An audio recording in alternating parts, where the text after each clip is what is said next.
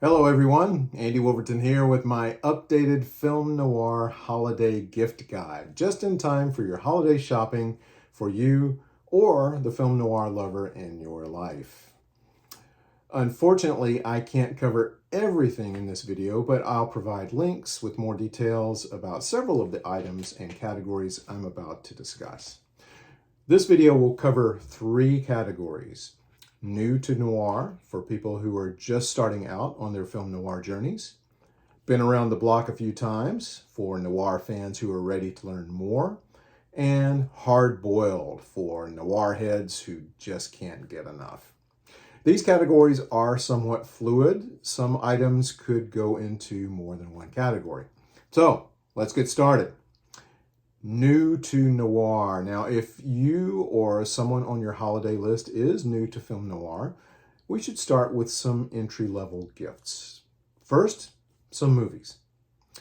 Eddie Muller has said this many times, and I happen to agree, that the best starting point for anyone new to film noir is Double Indemnity from 1944. This one has it all. Murder, betrayal, tough talk, a femme fatale, deception, you name it. The film is available in a variety of formats, all reasonably priced on DVD and Blu-ray. Next up, Robert Mitchum in one of his finest, Out of the Past, which is essential viewing, a more complex film than Double Indemnity, but just as important in understanding the nuts and bolts of noir. The Warner Archive Blu-ray looks fantastic, and the DVD is also impressive. But if you think that someone on your holiday list might have more than a passing interest in noir, go ahead and spring for the Film Noir collection from Warner Archive, which includes not only Out of the Past, but also Murder My Sweet, The Setup, and Gun Crazy, all essential viewing. Hand them this, and you might just create a monster. We're going to need just a couple of books to get started. If that special someone is just getting into noir, you don't want to overload them. So let's begin with some basics. Into the Dark, The Hidden World of Film Noir, 1941 through 1950 by Mark A. Vieira. Gives you some nifty facts on each film, the people that made them, and more. Sure, the text is somewhat limited, but the photography is what pulls you in, and more importantly, what makes you want to see more film noir titles. The first book I read on film noir years ago was Film Noir, The Dark Side of the Screen by Foster Hirsch. Hirsch goes into the origins and influences of noir, covering themes, motifs, actors, directors, source material, and more. Film Noir, The Dark Side of the Screen is essential reading. But if you can only pick one book, pick this one. The new and expanded and revised edition of Dark City, The Lost World of Film Noir by Eddie Muller, the Czar of Noir himself, president of the Film Noir Foundation, and host of TCM's Noir Alley. Dark City is a great book for understanding and appreciating the world of film noir. Muller takes the reader on a journey throughout the city, stopping off to visit the precinct for cop movies, Vixenville to meet a femme fatale or two, and much more, all written in a hard-boiled style. Muller is a superb writer, and the pages turn very quickly. Speaking of Eddie Muller, you need to carve out some time to watch TCM's Noir Alley on a regular basis. Not only do you get great film noir titles chosen by Muller himself, you also get Eddie's intros and outros for each film. It's like enrolling at Film Noir University for free. Now, let's move into the category been around the block a few times. And as we did with New to Noir, let's start with some movies. Now, I can't guarantee you'll love all of them, but here are just a few titles from 2 companies that consistently put out some great film noir on Blu-ray. First, the Criterion Collection. Yeah, these are pricey, but they're worth it. These releases typically have a generous supply of extras, frequently including commentaries. Try to find these at a 50% off sale at Barnes & Noble or a Criterion flash sale. A few worth checking out: They Live by Night, Detour, Mildred Pierce, In a Lonely Place, The Breaking Point, two versions of The Killers, 1946 and 1964 on one disc, and The Asphalt Jungle. Again, you can find many more titles at the Criterion website, but let's move along to Kino Lorber, another company doing some great work, especially in their Kino Lorber Studio Classics line, which includes several great film noir titles. Their discs typically do not have the same level of extras as Criterion, and that's also reflected in the lower price point of their discs. But Kino also releases several lesser-known noir and obscure titles you may not find anywhere else. Kino frequently offers good sales, so keep an eye on their website for big discounts. Some of my recommended titles from Kino Lorber include Roadhouse, The Hitchhiker, 99 River Street, I Walk Alone, Cry of the City, The Woman in the Window, and I Wake Up Screaming. Although you will find many film noir box sets on their site, there's something of a mixed bag. I would advise, at least for now, that you stick with the individual titles. Books. If you haven't already done so, you will develop an appreciation for film noir marketing. The Art of Noir, the posters and graphics from the classic era of film noir, is another book by Eddie Muller, this one focusing on the art of noir, particularly the posters. This volume covers how each studio handled the visual promotion of their movies through posters. Not only that, we also get a look at how different countries promoted these films through various sizes, styles, and marketing methods. This is a fascinating book. If you're like me, you're probably interested in film noir ads from newspapers. I can't get enough of this stuff, and I used to search for film noir newspaper ads online. Now you can just pick up Couleurs Noirs, film noir newsprint advertising of the 40s and 50s by David Koenig. This is a fun book, and you can totally get lost in it. Now it's time to discover some important works of fiction that were adapted into classic film noir. Read just about anything you can get your hands on from writers such as James M. Cain, Dashiell Hammett, Raymond Chandler, and David Goodis. You can find their works in various editions and collections. Now, a great place to start is with the Library of America, collections of crime novels from the 1930s and 40s, as well as the 1950s. Two writers mentioned above, Raymond Chandler and Dashiell Hammett, have their own Library of America volumes. The Chandler and Hammett volumes are also available as box sets, which you really should own. I'll have more to say about other Library of America collections later on. So books are great, but you're going to want some other noir reading to come your way on a more regular basis. One of the best gifts you can give anyone, even at the newbie level, is a subscription to Noir City, the official magazine of the Film Noir Foundation. With each issue, you're guaranteed two things: superb writing and knock your socks off graphic design by Michael Cronenberg. A one-year subscription will get you an electronic version of the magazine 4 times a year, and you'll also be helping to support the Film Noir Foundation, dedicated to the preservation and restoration of film noir movies. You can also get back issues and print annuals. Recently, the e-magazine has also been published in a print edition. You can only get this print version from Amazon. Regardless of how you access it, the Noir City magazine comes highly recommended. Want more? There's also The Dark Pages, the newsletter for film noir lovers, edited by Karen Burroughs Hansberry, featuring a wide variety of writers, including yours truly. The Dark Pages is, as its website says, the planet's only hard copy newsletter devoted to the shadowy world of film noir.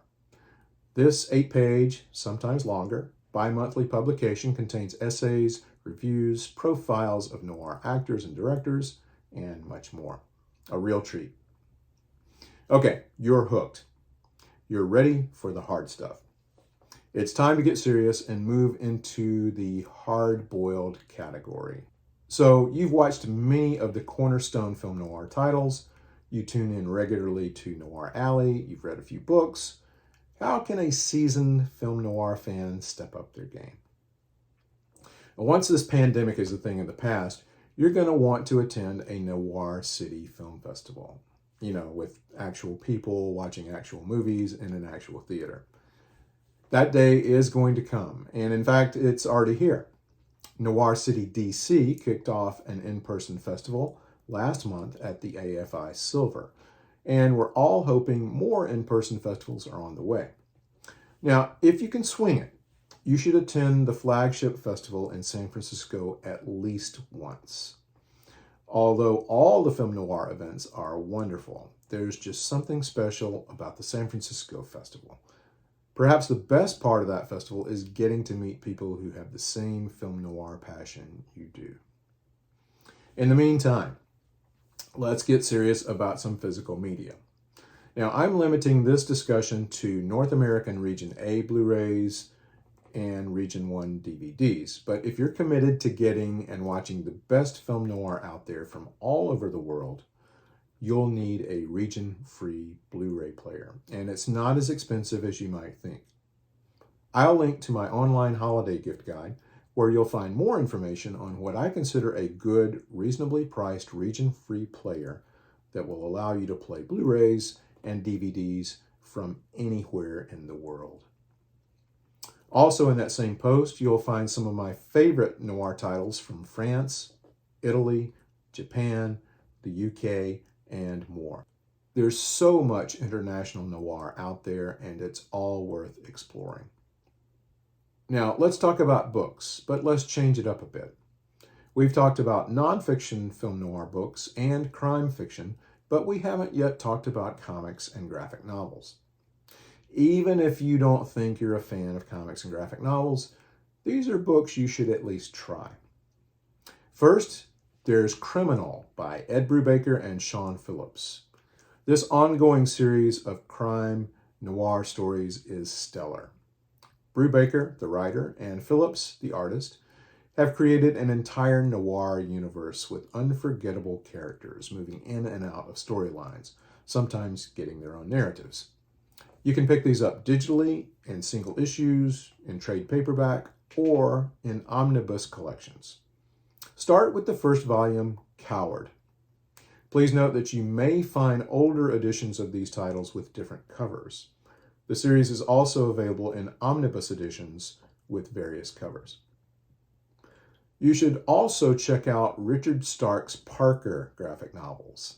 The amazingly talented Darwin Cook struck gold with his adaptation of the Richard Parker, pen name for Donald Westlake, crime novels, which you should also read. Parker is a laconic loner who doesn't work unless he has to.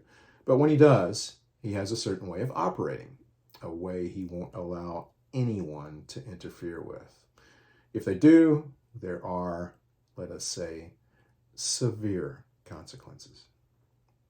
Like the Criminal series, you can purchase these books digitally in individual titles, 4 volumes total, or into omnibus martini editions.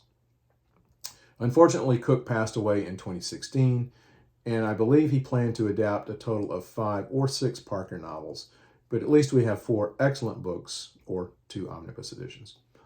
All of Cook's work, including several superhero titles, is excellent, but you must try at least one Parker graphic novel. While we're talking about noir fiction, let's continue with more prose fiction.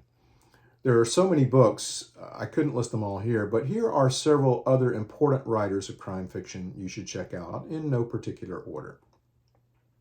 Jim Thompson, David Goodis, Charles Willeford, Charlotte Armstrong, Dorothy B. Hughes, Ross MacDonald, George Pelecanos, Cornell Woolridge, Donald Westlake, James Lee Burke, Walter Mosley, Dennis Lehane, James Elroy, Megan Abbott, Sue Grafton, and Laura Lippman.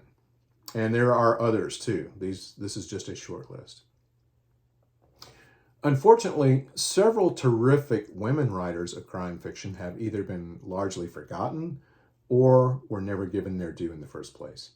The Library of America's 2-volume Women Crime Writers series, edited by Sarah Weinman, is a great way to correct this oversight.